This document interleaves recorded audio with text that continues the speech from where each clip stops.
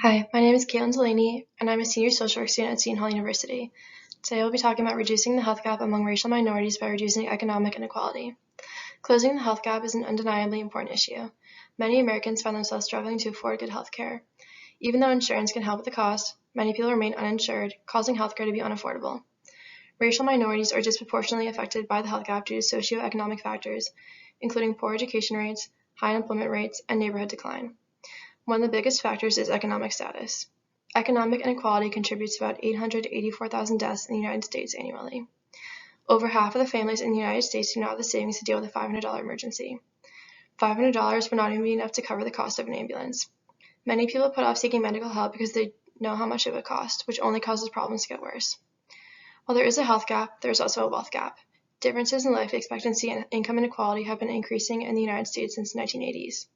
Some families are forced to go into debt for medical treatment. Economic inequality also unproportionately affects racial minorities. According to one study about inequality in the healthcare system, the median wealth for non-Hispanic white population was 10 times that of the Hispanic population and more than 12 times that of the African American population. By reducing economic inequality, the health gap will also be reduced. To close the health gap, interventions are needed. While the Affordable Care Act has already been enacted, about 27 million Americans still lack health insurance.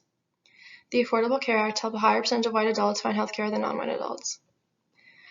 Possible interventions include advocating for an increase in the tax rate on the wealthy, raising awareness of existing policies that can help individuals who are uninsured and/or have low incomes, conducting research to determine new ways to reduce the health and financial gaps, ending racial segregation, and advocating for insurance coverage for undocumented immigrants.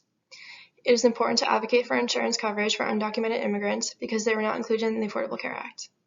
They cannot apply for Medicaid, Medicare, or the Children's Health Insurance Program, making healthcare extremely inaccessible for this population. Thank you.